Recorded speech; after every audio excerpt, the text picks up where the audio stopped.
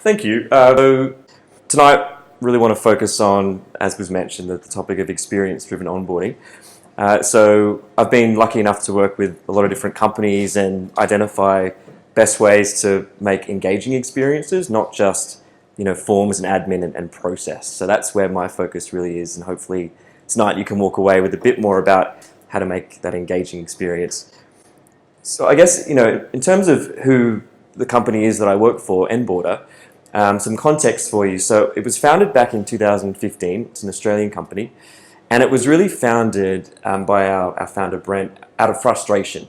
He'd seen a lot of HR systems in his 20, 30 years working in HR tech that were just process-driven, boring. No one liked using them. And often they were focused on process and they were focused on paperwork. They weren't focused on experience or the individual. And so that's where Enboarder was born. So it's engaging onboarding is kind of the term. So now we've grown to be 40 employees in 4 offices. So we've got an office here in London. We've got a head office in Sydney. So I moved over, hence the accent, from Sydney. We've got an office in Austin and Texas. And then we've got an office in Delhi as well.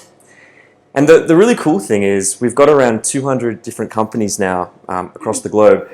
Some pretty good names, and the exciting thing is that all of these companies are quite forward-thinking in what they're doing.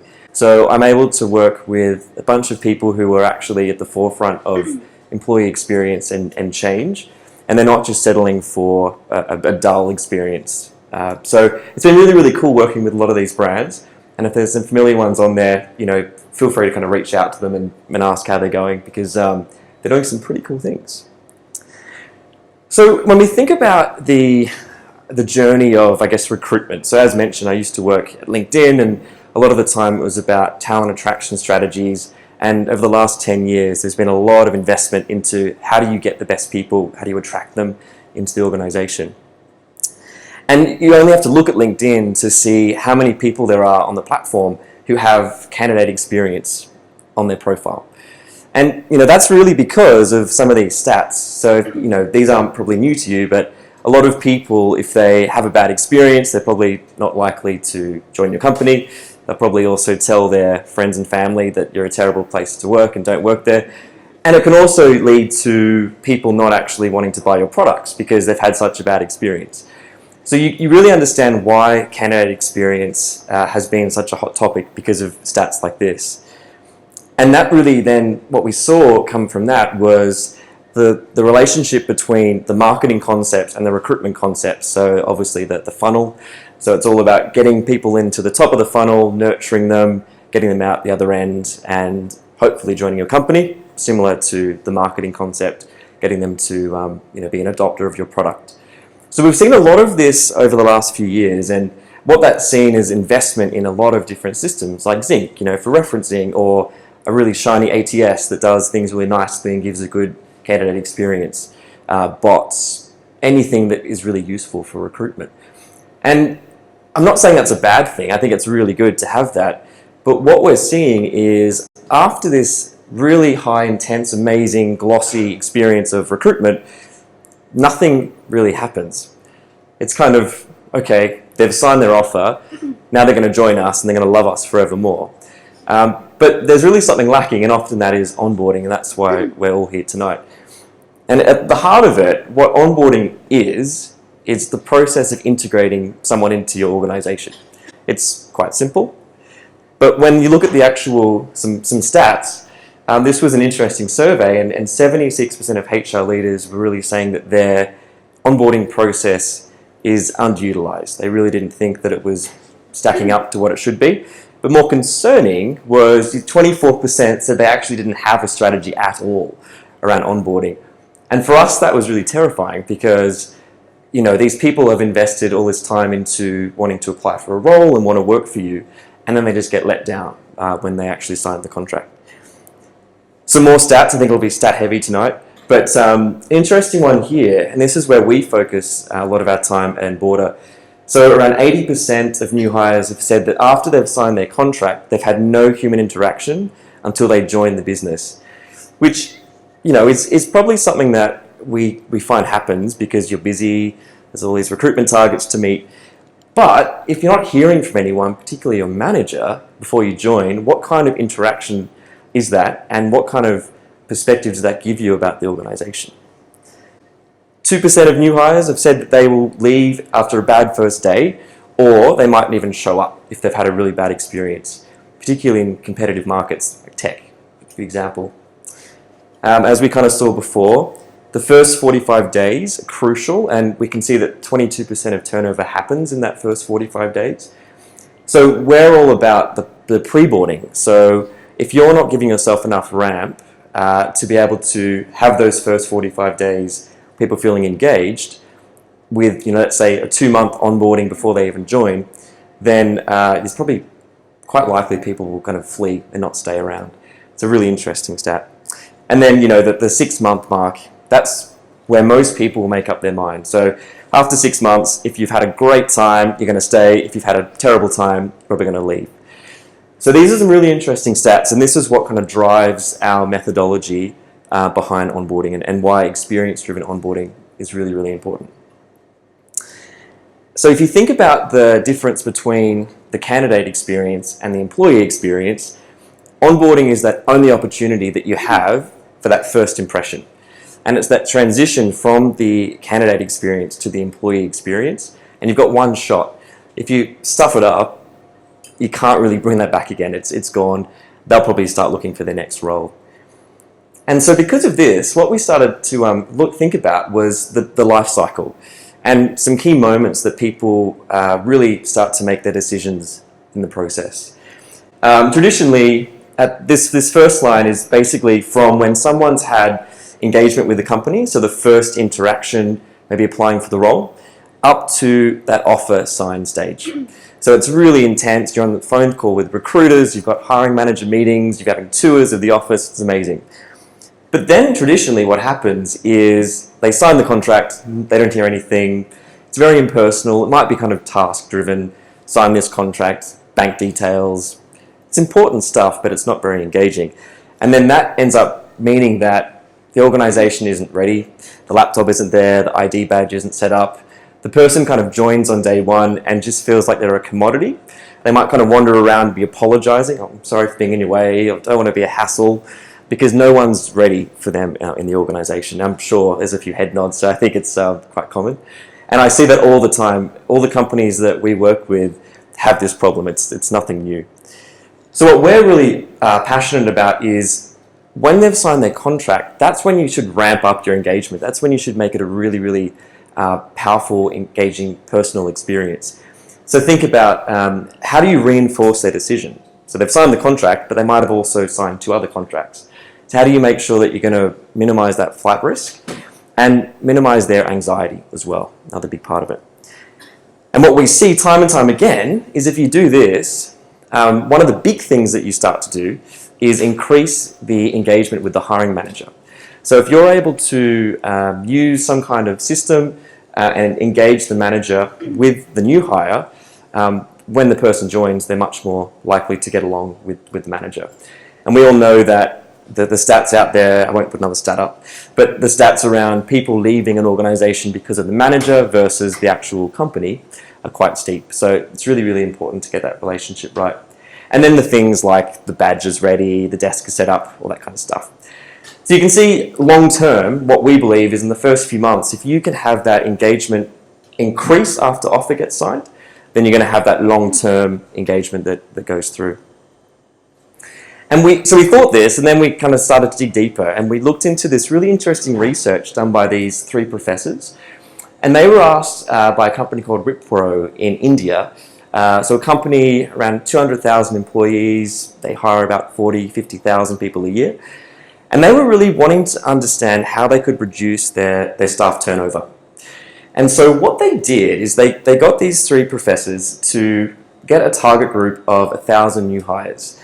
And what they wanted to test was different experiences that they went through during the onboarding journey and what impact that would have both on retention but also on business outcomes as well. They were just keen to see.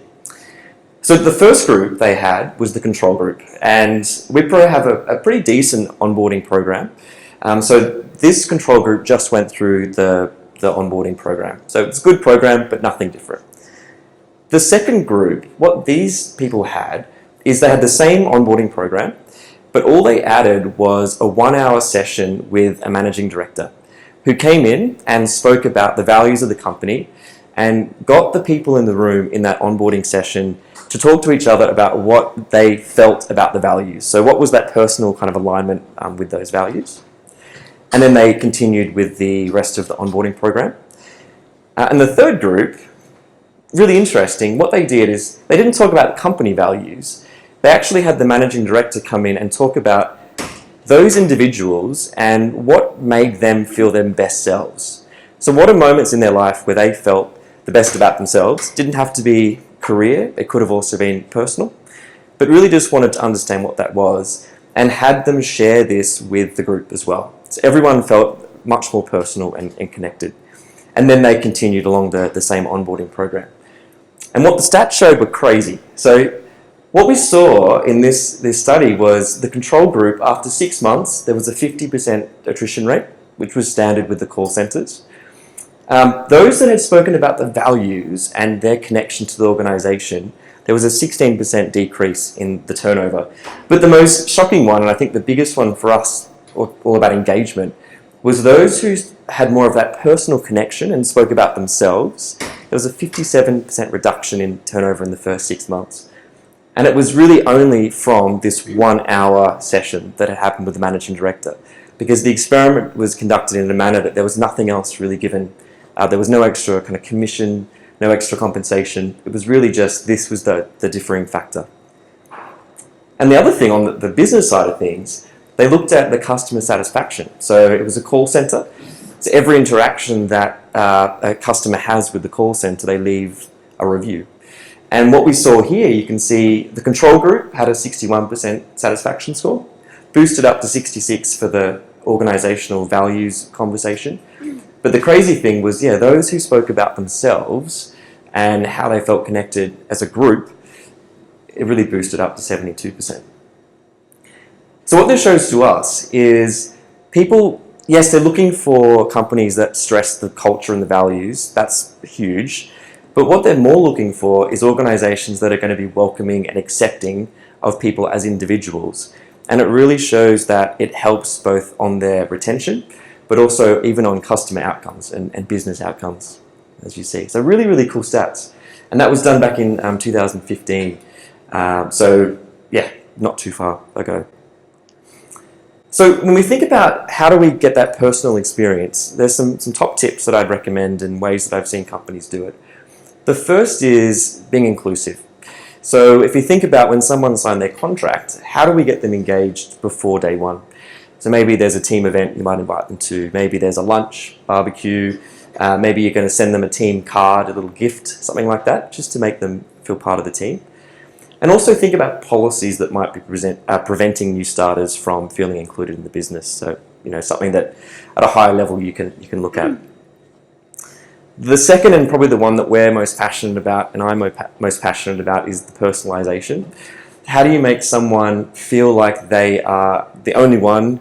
It's not just a generic message from a HRIS system with no name or anything coming through. How do you make sure that it is quite personal for them? So even things like making sure their day one location is unique to them, what they have to wear is unique to them, have their manager reach out to them before they join. All those little things that will make it from being a generic experience to actually quite a personal experience as you go through. The third one is around who owns onboarding. And it's funny, whenever we go into a company and we ask the question, so who's responsible for your employee onboarding? Everyone kind of looks at each other. No one really knows most of the time who's responsible. Sometimes you might have an onboarding director, but most of the time not. So it's really important to think about different people involved in the process. Don't just make it HR and the employee. We're really big on the manager playing a big part. And rather than HR or people ops kind of owning the process, I think it should be them coaching and guiding the managers to actually own the process. And they're the ones giving the platform to them, but they're not owning it. I think that's the best way to think about it. A buddy.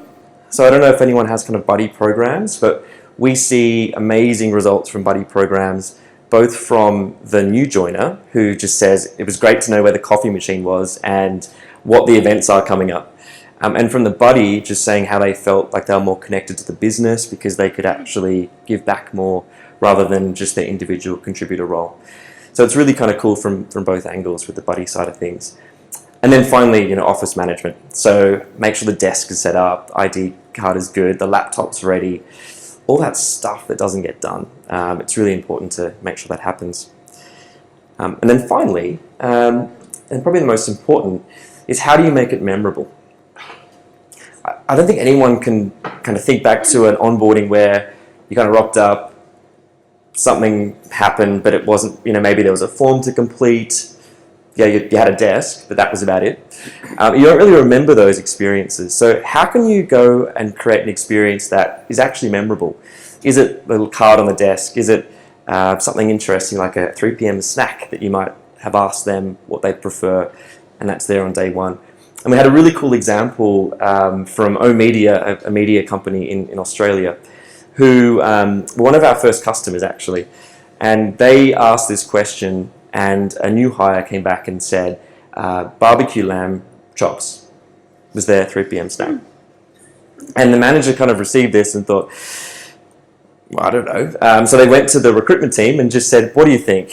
And because it's Australia, there is an outdoor area, there's a barbecue. So the head of talent, Alana Bennett, amazing person, she said, let's do it. Let's actually create this experience. Why not? So they went out, got the barbecue lamb chops, threw the barbecue on, and this person rocked up on their first day and had this amazing experience. But it wasn't just the new hire who had a good experience. The manager had a great experience because they felt like they were able to give something back. The manager was then held in a high regard by the business because they went over and above.